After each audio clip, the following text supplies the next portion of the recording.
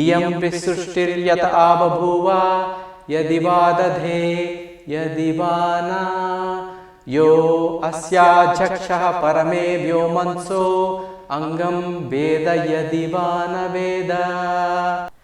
Welcome to Civilizational Bridge, where we explore timeless stories of India, Bharat. This is our first foray into the enchanting world of Brihat Katha, a treasure trove of stories so vast that it forms the bedrock of much of Indian folklore and literature. Do you know that the famous Vikram Betala stories and Panchatantra are considered part of Brihat Katha? There are many other parts to Brihat Katha, and not many, including many Indians even, don't know the central narrative of the story. Brihat Katha is an ancient Indian epic from 1st century AD, said to have been written by Gunadhya in a language known as Paisachi. Paisachi is the language of Pisachas. Some say Pisachas are malevolent beings. Some say they are more like playful ghosts or poltergeists. Today, many of the stories live on, not due to the existence of the original text, but due to faithful retellings and adaptations like the Katha Sarit Sagar by Somadeva Bhatta, Brihat Katha Manjari and Brihat Katha Lokasamgraha in Sanskrit. For the purposes of these episodes, I am using the translation of Katha Sarita Sagara into English by C.H. Tawney in 1880. See, the book is widely available online, but it is hard for a non-native person to understand due to the characters, the pun that was intended, and they're all based on Indic civilizational texts. It's like one is making fun of a character in, say, Friends, but if you don't know Chandler, that will just go over your head. My attempt is to make it available to everyone by making it simple and also make the connections for you, so you understand and have fun learning these stories. Unlike many of the sacred Indian texts, these Brihat Katha tales let us peer into a world where even deities like Shiva and Parvati engage in light-hearted, sometimes humorous banter. It's a world where divine tales are spun with a touch of playfulness and earthly charm. And it is so different from the concept of blasphemy, see. Please note that I might use gods, angels and devas interchangeably. On the same token, I might use demons, asuras and evil beings interchangeably. If you are interested, check out my ongoing podcast on Ramayana right from its source, Valmiki's Ramayana. In the very first episode, I described various beings including devas and asuras in a way most people can understand. Now, let's dive into chapter 1 of this captivating saga. Amidst the towering Himalayas lies Mount Kailasa. It is where the divine pair of Lord Shiva and Goddess Parvati are supposed to reside. Lord Shiva is the Lord of all material and non-material things, animate and inanimate. Goddess Parvati represents Shakti, the entire energy of the world. You see, E is equal to mc square, it's represented here. Shiva has a blue throat from the poison he held, so it doesn't destroy the world. He held a trident. His matted dark hair is the dark sky holding the crescent moon. His hair also held Ganga, the ethereal river also known as Ganges. Goddess Parvati has many manifestations. She is generally portrayed as a gentle, nurturing mother goddess, goddess of fertility, but is also associated with several fearsome forms to vanquish evil beings such as Durga and Kali. On Mount Kailasa, along with those two deities, there are also celestial beings like the Ganas, Nandi the bull, Vidyadharas and Siddhas. Ganas are attendants of Lord Shiva and are often depicted as stout, dwarf-like figures with childlike and sometimes mischievous demeanors. They are known for their devotion to Shiva and are usually shown in a joyful or playful pose. Nandi is the faithful bull, a devotee, the gatekeeper and the vehicle of Shiva. In every Shiva temple, you will find a majestic bull prostrating in front of the deity. Vidyadharas are celestial beings possessing great knowledge and magical powers, often associated with the maintenance of the natural order. Vidyadharas are typically portrayed as ethereal and beautiful with a more refined and elegant appearance compared to Ganas. They are often adorned with heavenly garments and jewelry, symbolizing their higher status in the celestial hierarchy. Siddhas are spiritual beings known for having achieved a high degree of physical and spiritual perfection or enlightenment. They are often depicted as serene, composed, and meditative with simple or minimal clothing, signifying their detachment from material possessions. They may also be shown in a yogic pose, reflecting their spiritual prowess. Mount Kailasa stands tall and snow covered. It is as if the mountain is boasting with a chuckle. Look at me, effortless, radiant in white. Once upon a time, on Mount Kailasa, the husband Shiva and wife Parvati were enjoying each other's company. In a tender moment, goddess Parvati, Shiva's wife, asks for a story. That is something new and delightful. Shiva was amused by her request. He teased, "What story can there be that you, my beloved, don't already know?" But Parvati insisted, "No, no, no, you have to tell me a unique story." Coaxed into storytelling mode, Shiva, wishing to flatter her, began by telling her a short story about her own divine power. Once Brahma and Vishnu, seeking my presence, came to the Himalayas and found a magnificent flamed pillar that one cannot see the ends of. Taking it as a challenge, Vishnu dived down, Brahma went up to find the ends of that fiery pillar. Despite their efforts, they could not reach the ends. When I showed up, Brahma falsely stated that he had reached one of the ends, and in his overreaching ambition, in order to be equally respected, he asked me to be his son. I cursed him that he will never be worshipped in temples. Vishnu, ever devoted, told me he couldn't see the end and wanted to serve me. He was born as mine in your form, for you are the same as Vishnu, the power of Vishnu, the all-powerful. I have discussed this in another video describing a statue I found in the Asian Arts Museum in San Francisco. Please do check it out. I have the link up there. So he also told her, "You are my wife in the former life as well." When Shiva said this, Parvati asked, "How can I have been your wife in a former birth?" Then Shiva answered her, "Long ago, to the Emperor Daksha, there were many daughters, and amongst them, you, O goddess, he gave you in marriage to me, and others to Yama and the rest of the gods. Once upon a time, he invited all his sons-in-law to a ritual, but I alone was not included in the invitation. You, my dear, asked him to tell you why your husband was not invited. Then he uttered a speech which pierced your ears like a poisoned needle. Your husband wears a necklace of skulls. How can he be invited to a ritual?" And then you, my beloved Parvati, in anger, you jumped into the fire, exclaiming, "This father of mine is a villain. What use have I then in this body sprung from him?" Shiva said, "And then, having come to know of your self-sacrifice, in wrath, I destroyed that Daksha and his ritual. I went to the Himalayas in order to perform austerities. You were reborn as the daughter of the king of the Himalayas. Meanwhile, the Devas wanted to obtain a son from me to fight the Asura, the evil being Taraka. Your father ordered you to serve me as his guest. Of course, the Devas employed the god of love to pierce me, so I wake up from my austerities.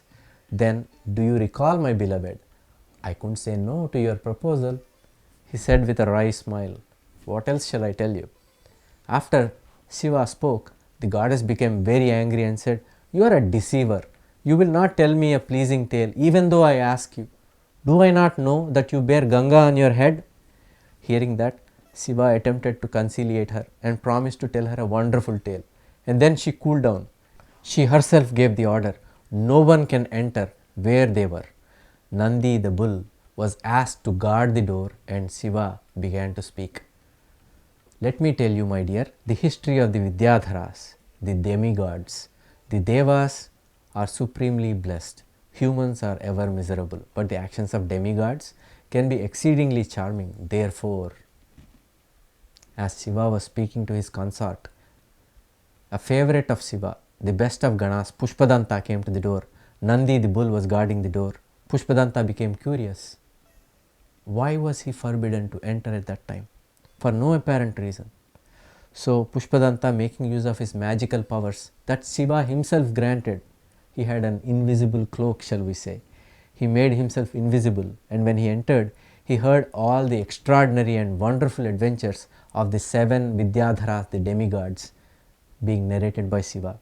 After he heard those stories, he narrated them to his wife Jaya.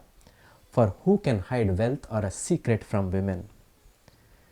I didn't say it, the book says it. Jaya, the doorkeeper of Parvati, being filled with wonder, went and recited it in the presence of Parvati. How can women be expected to restrain their speech?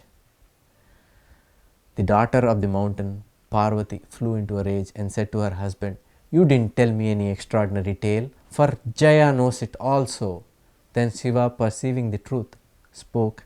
Pushpadanta, employing the magical powers of devotion, entered in where we were, and he managed to hear the stories. He narrated it to Jaya. "No one else knows it, my beloved." Having heard this, the goddess was enraged. She had Pushpadanta summoned.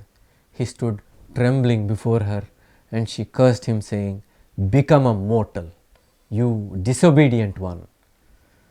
Malyavan, there was another Gana. He tried to intervene on Pushpadanta's behalf. She cursed him too. Then the two fell at her feet together with Jaya and begged her to say when the curse would end. And goddess Parvati relented and said, "There is a Pisacha residing in the Vindhya forest under the name of Kanabhuti. When you shall see him and tell the Pisacha this story, then Pushpadanta, you will be released from this curse. And then when Malyavan shall hear this tale from Kanabhuti, then Kanabhuti shall be released.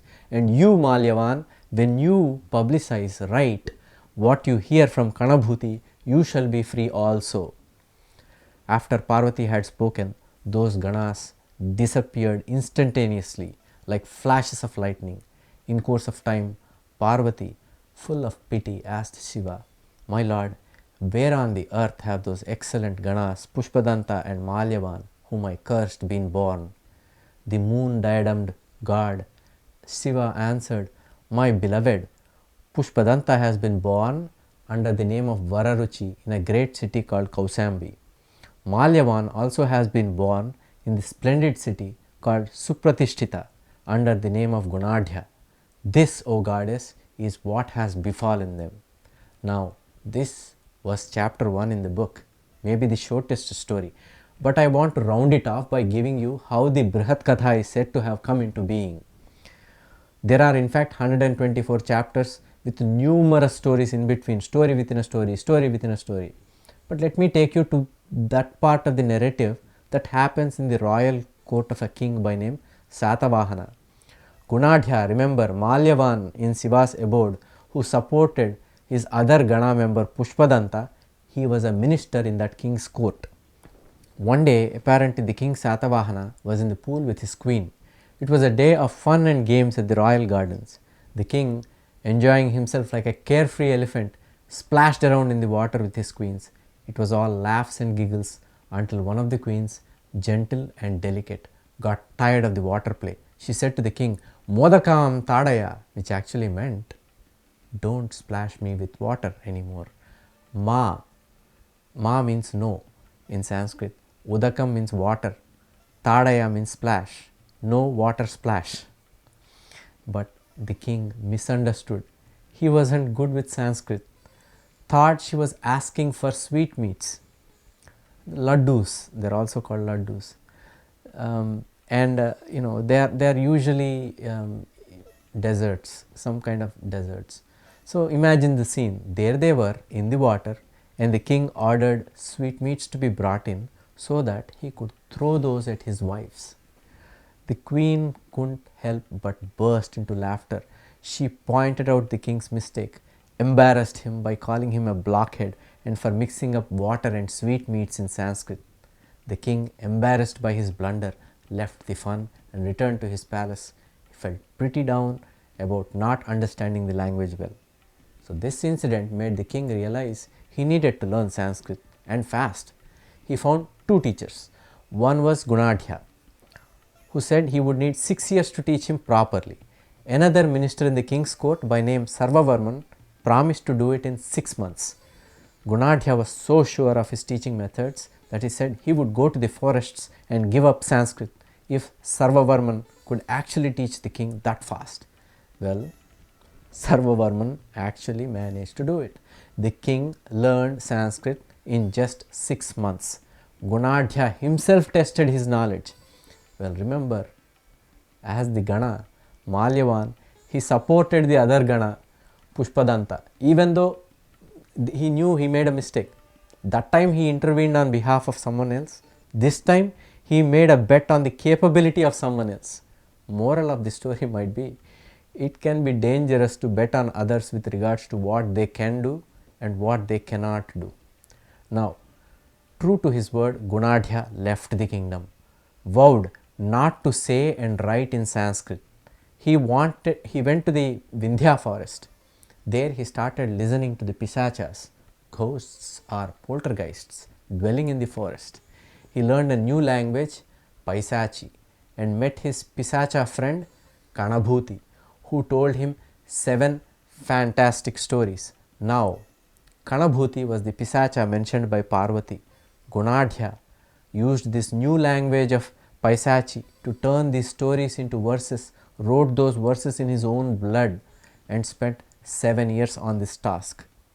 This is indeed a Sisyphean task, like the Greek story where the Sisyphus, whose punishment involved pushing the stone up the hill. In fact, Brihat Katha is similarly used in phraseology in many Indian languages. An impossible task one has chosen to accomplish is in fact a Brihat Karya, or a work of a big work, large amount of work, unfathomable amount of work. Now what happened to the Gana Pushpadanta? Apparently, he as Vararuchi became a world renowned authority on grammar. He was also divinely blessed with a special gift, who could get anything by heart by hearing only once. So both of them came into contact with Kanabhuti. How did they meet? What are the different tales? All this and more. Watch out for the upcoming episodes. Hope you enjoyed this story. Until next time, signing off. This is your host Hemant at Civilizational Bridge.